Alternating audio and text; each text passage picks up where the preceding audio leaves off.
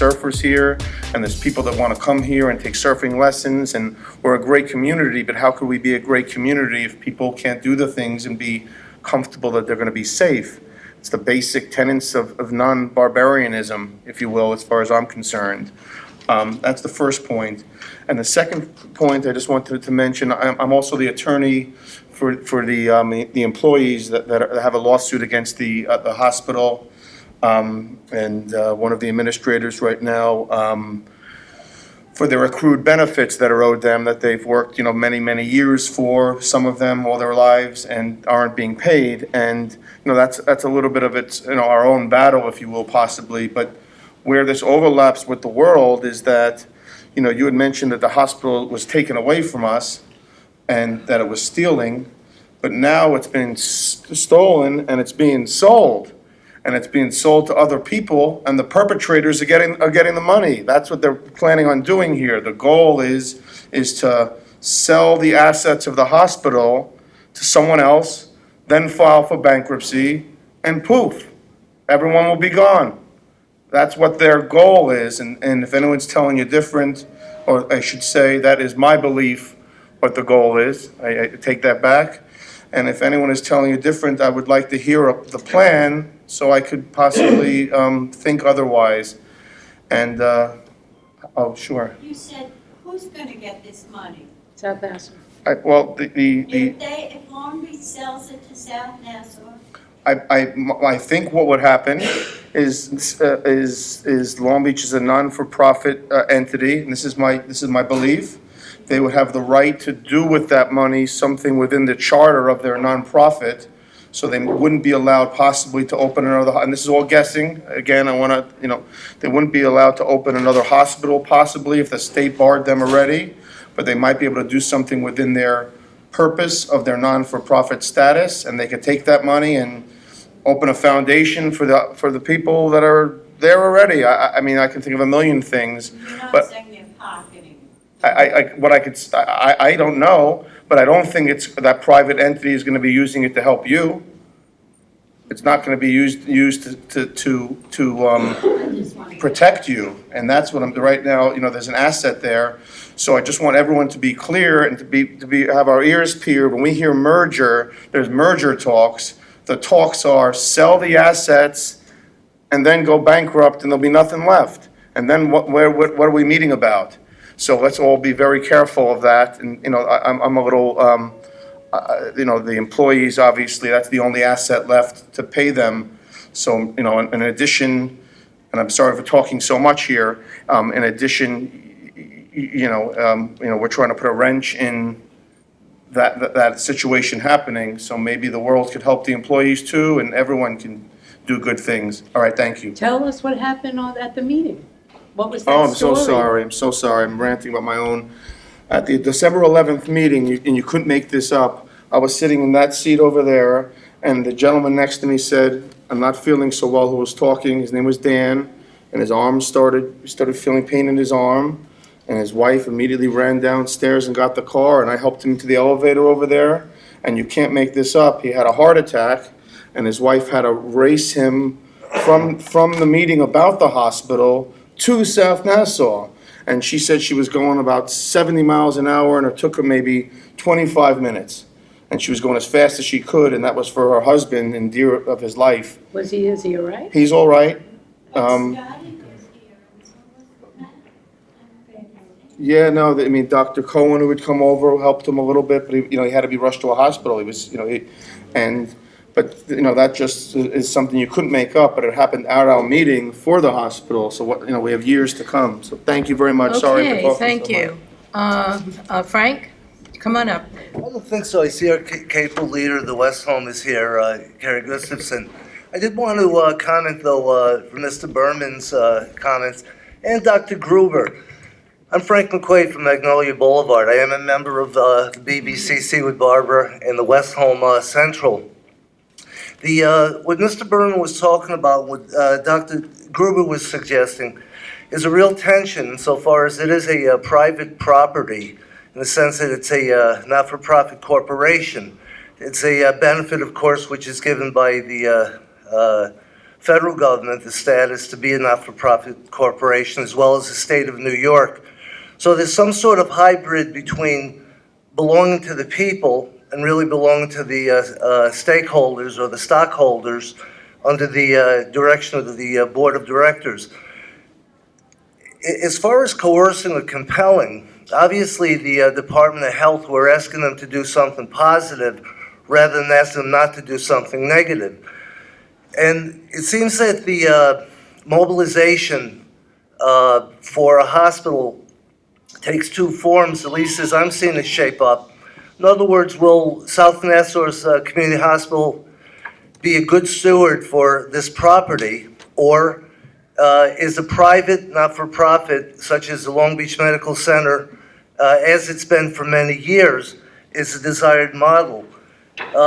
However, we should say, along with this public mobilization, that whatever form the hospital takes, the hospital obviously cannot be mismanaged financially, and perhaps it will require downsizing in the personnel that has been hired historically.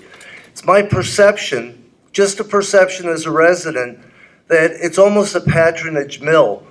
Board of directors reflect very much the political in of the community.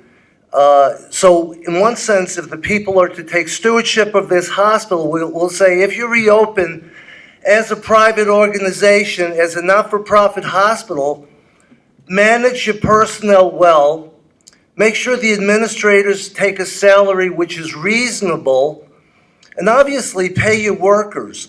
Mr. Berman, that's a simple social justice. However, I think it's indicative, perhaps, of some of the mismanagement that the workers were not allegedly even paid that they're owed. There was also something that Mr. Berman had said, and it was, I'll respect as an attorney that you were being it was a little bit framed. What would be the end game? What's the long-term plan? Is this waterfront property just too desirable to pass on? Can the hospital be curtailed in its size and then valuable property given to private developers for waterfront property? And so the transparency that we ask for will have to really go deep. I personally don't think a merger with a fine institution such as South Nassau Community Hospital is the worst thing, though certainly I have taken great pride in Long Beach Hospital. Hopefully it will resurrect in some form. But some of the things that Mike Berman had mentioned, I'd never met you before, it kind of rings a bell as far as what I'm going to be heads up for, and I would hope that our group would be heads for, to make sure that the board of directors work in our interests as much as we're trying to work in our interests. As a general introduction, my name is Paul Goodman, and I'm the director of the Long Beach Housing Authority. The Long Beach Housing Authority administers federally subsidized low-income housing in Long Beach. We have 5 sites. One is a family units of 108 units at Channel Park Homes, and the other 4 sites are for the elderly, and are combined 260 units there for a combined amount of 374 units. We also administer a Section 8 housing assistance program, which is throughout the city. There's another 350 households there, and so in total it represents over 750 low-income and, for medical terms, I guess, vulnerable population. We've worked well with agencies or units of the Long Beach Medical Center over the years. So from my perspective as the director, it's a little disappointing that those relationships now have ended, and there's nothing to kind of take its place. The variety of agencies like home health care, mental health, and the nursing homes and everything else is just it's just in a total sense of confusion. I wish there was a little more guidance on what's going to take place. Is it South Nassau? Is South Nassau going to do a better job than Long Beach did? it's unfortunate, I guess, that the flood had, forced the closing of Long Beach Hospital. And it seems to me that if people were like-minded, a $1 million or $2 million annual budget deficit, given the size of Long Beach Medical Center, could have been easily corrected. But, I don't know much about that. I just wish there was a lot more transparency. At this point, I agree with the previous speakers that said, it's really, I think, in the auspices of the state to tell us, now that the medical center is closed, how the services that were provided will be provided.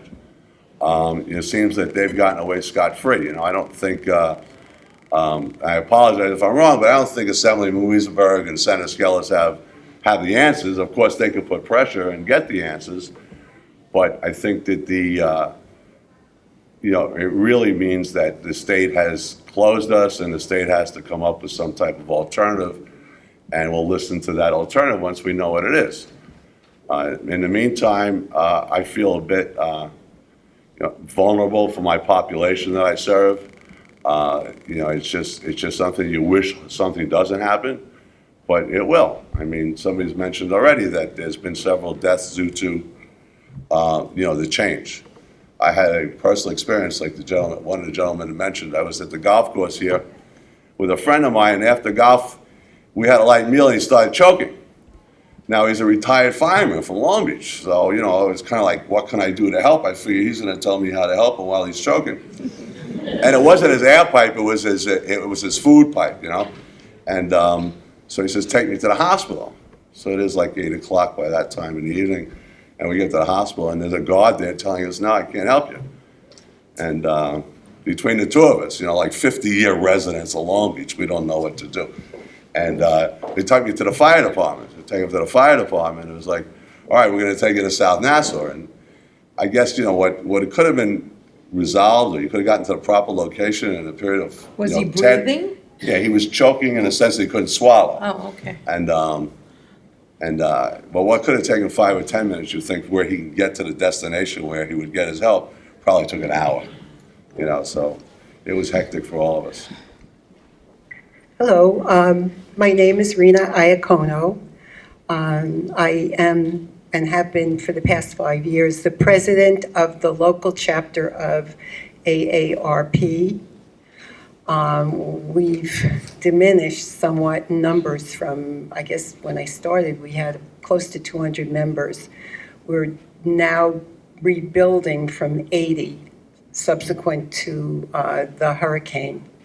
We had a lot of difficulty meeting last year. AARP gave me permission to be here. I had told Amy, who invited me here, to represent AARP. I say, I can't quite do that. I called AARP to make sure they knew, and so I asked them if they could attend, because and they want information, they want this as an informational meeting to provide them with the sources of information that would be supportive to maintaining medical services here on the Barrier Island, because I don't think anybody really needs to understand, after hearing the other speakers define so aptly what it's like to have a waterfront community where, especially in the summertime, when things can happen in the water, and they happen all year round. I know in 2012, and I'm really healthy for 72 years old, I played tennis, and I had a 24/7 job, which when I retired, I don't know how I ever worked. I'm as busy now as I ever was. And I've been healthy. But in 2012, right around the holiday time, I couldn't move. I had a cramp in my stomach at home in Lido Beach. I live right by Lido West. And God bless Dr. Lowy, he argued with me because he told me, Rena, you got to go to the hospital. You got a really bad, serious gallbladder problem. And I argued, I'm independent. I can't do that. I have 4 birds and 3 cats and no one to take care of them, and there's construction at my house. I can't go. He said, you're going. I went, and it was impossible for me not to go. I had to go. I couldn't move. I really had to go. And I don't know how we functioned through that. While I was in Long Beach Hospital with Dr. Benowitz took care of me, you can tell he put me back together very good. I also want to say that my dad was taken care of at the medical center. And God bless the medical center for being so close to my home. I could get there every day. I don't think I could have done that if he was at any other rehab. I mean, through the medical center, he wound up in the nursing home. So I think there are a lot of reasons why it's really, really important to have a place. I am here representing the thinking of the 70 members. At 3 meetings ago, I brought up the topic of medical services in Long Beach, and how do you guys feel about this? Most of my members are at least 75. Most of them are in their 80s, some of them pushing 90. I've got an older group.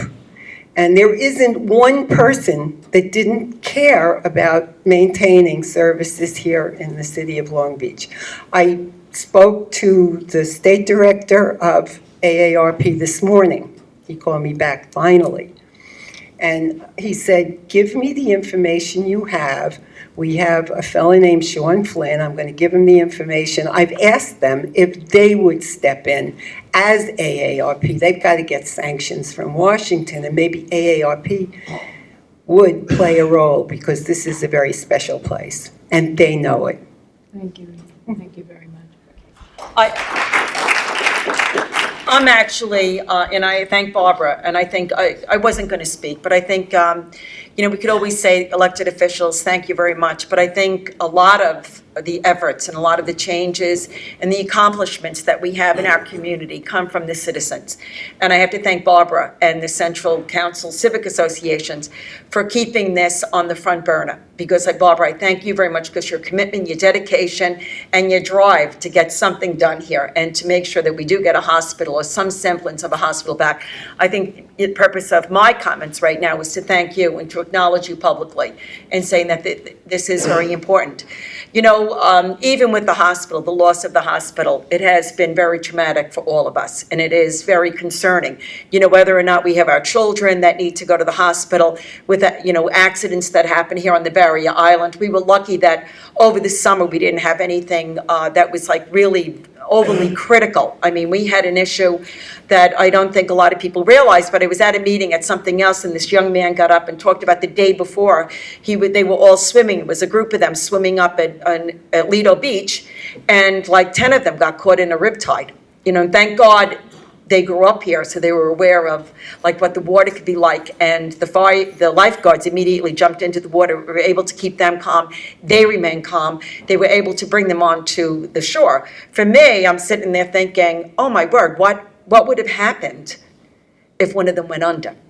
And how long would it have taken for them to get them to the hospital? And, thank God it wasn't worse than, the outcome was not worse than what it was. So, for all of us, I thank all of you, and I think that it's imperative that we keep the pressure on. It is very, very important. We as elected officials, we're not involved in, the negotiations that has to go through the Long Beach Hospital, Long Beach Medical Center, as well as New York State, Department of Health, as well as, I guess, with South Nassau Hospital. But we, and to Senator Skelos and Assemblyman Wiesenberg, they have been applying the pressure to New York State Department of Health, as well as to all the other parties involved. And I know the city of Long Beach, even though they're not here, everybody is remaining focused on this issue and saying that, the discussion will never end until we get something, back working here.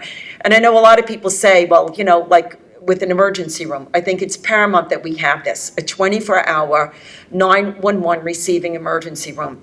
A lot of people will say, well, you have other hospitals. You can go to South Nassau, you can go to NUMC, you have St. John's, you have Winthrop, you have Mercy.